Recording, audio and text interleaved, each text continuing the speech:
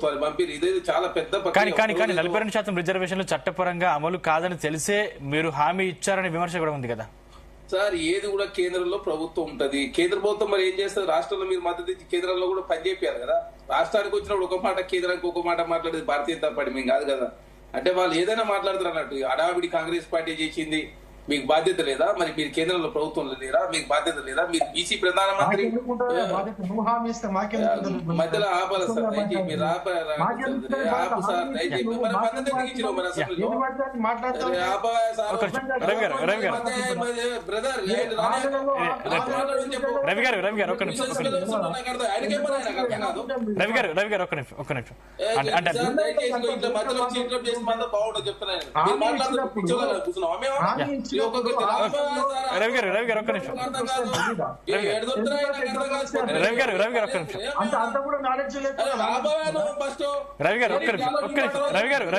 గారు మళ్ళీ మీతో మాట్లాడతాను. రవి గారు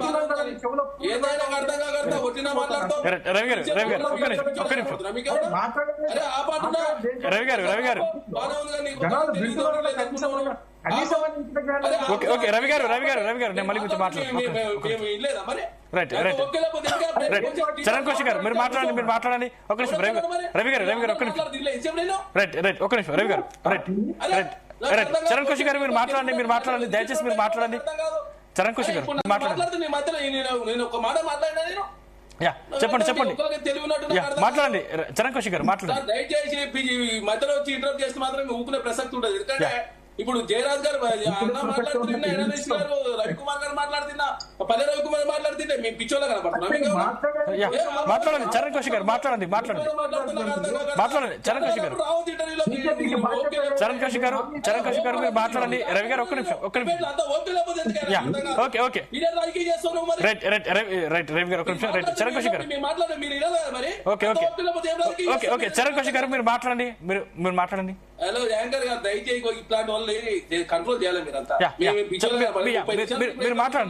మీరు మాట్లాడండి.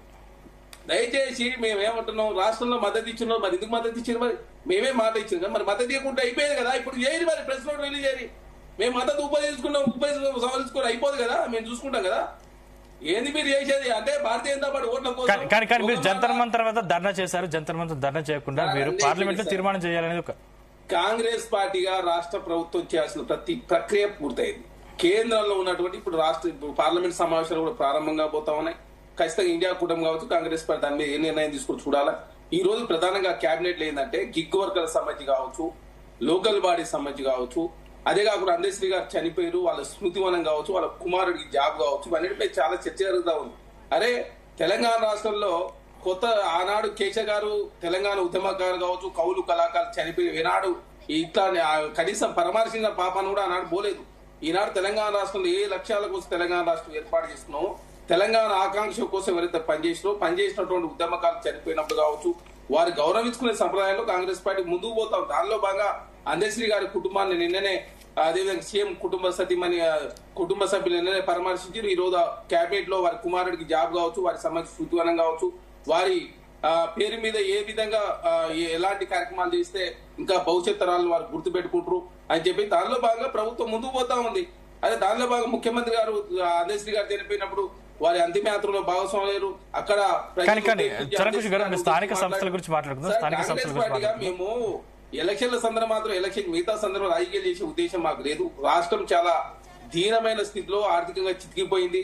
అన్ని రకాలుగా చాలా ఇబ్బందులైన వాతావరణం ఉన్నది కాబట్టి అవన్నీ సవరించుకునే ప్రయత్నంలో ప్రభుత్వం ముందు పోతుంది. కేంద్రమేమో సహకారం ఉంది. ఇప్పుడు ఇలా చెప్తున్నారు 1000 కోట్లు ఇచ్చిన, ఎక్కడ 1000 కోట్లు ఇచ్చినో మరి తెలంగాణకు 1000 కోట్లు ఇస్తే తెలంగాణ పరిస్థితి ఎందుకు అధ్వానం ఉంటుందో. మీరు బీహార్కి ఇచ్చారు, ఎలక్షన్ ఉన్నాయి కాబట్టి 59,000 కోట్లు ఇచ్చారు, మకానా పోర్ట్ ఇచ్చారు, ఈ భారీ ఇరిగేషన్ రాయలు ఇచ్చారు, ఎయిర్పోర్ట్ విస్తరణ నిధులు ఇచ్చారు. మొన్న వరల్డ్ బ్యాంక్ సంబంధించిన 14,000 కోట్ల రూపాయలు కూడా బీహార్కి ఇచ్చారు. ఎందుకు? మీరు ఎలక్షన్లు వస్తున్నాయి కాబట్టి బీహార్ లో గెలవాలి కాబట్టి బీహార్ లో మీరు తప్పుడు మార్గంలో భారతీయ జనతా పార్టీ ముందుకు పోతుంది.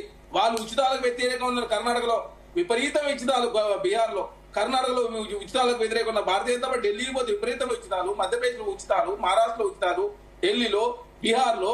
అదే కాకుండా ఇక్కడ సంబంధించి వచ్చినప్పుడు ఖచ్చితంగా భారతీయ జనతా పార్టీ అది ఎలక్షన్ కమిషన్ కావచ్చు, ఇటు ఉచితాలు కావచ్చు, ఆ 10,000 రూపాయలకు సంబంధించి మహిళలకు సంబంధించిన పథకం విపరీతంగా ప్రధానంగా కానీ చరణ్ గారు అంటే 42% రిజర్వేషన్లు చరణ్ గారు భారతీయ జనతా పార్టీ డెవలప్మెంట్ మీద ఓట్ల పోతా ఉంటే ఓట్లకు రాదే 42% రిజర్వేషన్లు బీసీలకు ఇవ్వాలని మీరు ప్రయత్నం చేస్తారు కానీ అది కుదరలేదు. కాకపోతే చట్టబద్ధంగా కాకపోతే పార్టీ పార్టీ పరంగా ఇవ్వాలని మీరు నిర్ణయించారు కానీ పార్టీ పరంగా దయచేసి ఎక్కడ కూడా పార్టీ పరంగా ఇవ్వాలని ఇస్తాడో నిర్ణయం తీసుకోలేదు.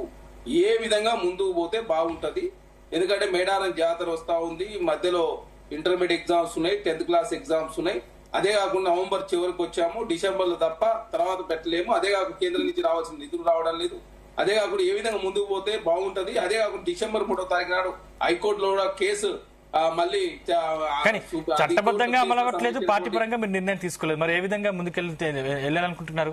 ఈ కేబినెట్ లో నిర్ణయం తర్వాతనే వాస్తవ విషయాలన్నీ బయటకు వస్తాయి. అదే కాకుండా ఇప్పుడు ఇంకోటి హైకోర్టులో కేసు కాబట్టి ఆ కేసు సంబంధించి రాష్ట్ర ప్రభుత్వానికి కూడా హైకోర్టు నోటీస్ ఇచ్చింది. అదే కాకుండా కేసులో ఇంప్లీడ్ అయిన నాకు కూడా నోటీస్ ఇచ్చారు. డిసెంబర్ 3 నుంచి హైకోర్టులో వాదన లేనబోతా ఉంది కాబట్టి ఖచ్చితంగా వాదనలు ఏంటి, అదే కాకుండా గతంలో జడ్జిమెంట్ ఏంటి, మరి హైకోర్టు ఏ విధమైన జడ్జిమెంట్ ఇస్తుంది, ఎందుకంటే సుప్రీంకోర్టు కూడా హైకోర్టులో తెలుసుకోవాలని చెప్పింది.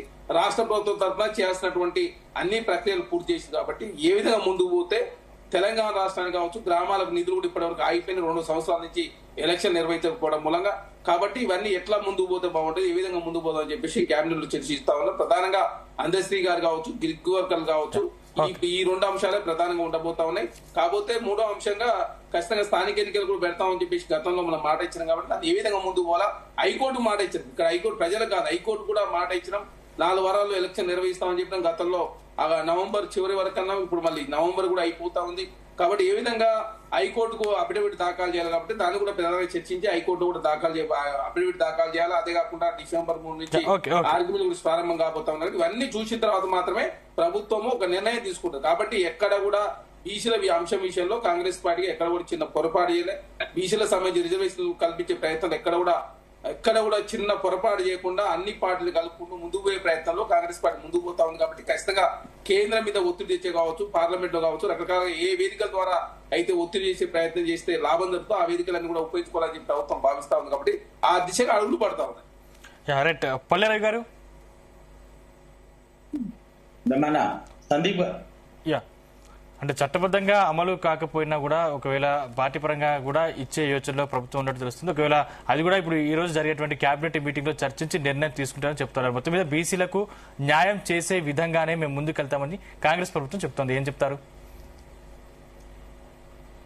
ఇప్పుడు సందీప్ గారు సోదరుడు ఇప్పుడు కౌశిక్ చరణ్ గారు మాట్లాడారు, సంతోషం. కానీ విషయం ఏంటంటే చట్టబద్ధంగా ఎట్లా సాధ్యమవుతుంది అన్న దాని మీద అందరికీ స్పష్టత ఉంది. స్పష్టత లేక ఎవ్వరం లేవు. కాంగ్రెస్ పార్టీతో సహా ప్యానల్ ఉన్న మీకు కానీ మిత్రులు కానీ అందరికి ఉన్నది. దానికి హైకోర్టు లేవనెత్తింది ఏంది, సుప్రీంకోర్టు లేవనెత్తింది ఏంది, అది ఏం జరుగుతుంది అన్నది అది అవి ప్రశ్నించకముందే అవి ఎత్తి చూపకముందే తెలుసు. జీవో 9 కొట్టేసి అంటే ఇప్పటికీ మనకు చట్టబద్ధంగా 9% జీవో 9 కొట్టేసి కాబట్టి 42% రిజర్వేషన్లు కల్పించడం అనేది ఇంకా సాధ్యం కాదు. అది జరగాలంటే ఏంటంటే అంతిమంగా రాజ్యాంగ సవరణ ద్వారా, పార్లమెంట్ లో రాజ్యాంగ సవరణ ద్వారా 9th షెడ్యూల్ చేస్తే తప్ప అది సాధ్యం కాదు. అది క్లియర్. ఆ పని చేయాలంటే వీళ్ళు రాజకీయం తప్ప మాట్లాడితే వెంటనే ఎదురుదాడి చేసి ఇరుబడితే మాట్లాడటము, అపస్య చేయడము అని చెప్పేసి నేను చాలా స్పష్టంగా చెప్పినా, నేను మళ్ళీ చెప్పాను, రాజకీయ విమర్శ కూడా చేయాలని చేయాలి ఈ విషయంలో. ఎందుకు అంటే ఇవాళ రేపు డిసెంబర్ 1వ తారీఖు నుంచి పార్లమెంట్ జరుగుతున్నది. ఇప్పటి వరకు రాష్ట్ర ప్రభుత్వం తరఫున అధికారికంగా చాలా స్పష్టంగా చెప్తున్నా, రాష్ట్ర ప్రభుత్వం తరఫున, తెలంగాణ రాష్ట్ర ప్రభుత్వం తరఫున అధికారికంగా ఈ రిజర్వేషన్లకు సంబంధించి ప్రధానమంత్రి గారిని కానీ రాష్ట్రపతి గారిని కానీ కలిసి మనం విజ్ఞప్తి చేసింది లేదు. అది ఇక మళ్ళీ ఇంకోటి మాట్లాడటానికి ఇవాళ కనీసం, ఎందుకంటే అఖిలపక్షం అనేది కూడా అందుకే, అఖిలపక్షం అనేది అందుకే ఒక అఖిల ముఖ్యమంత్రి గారు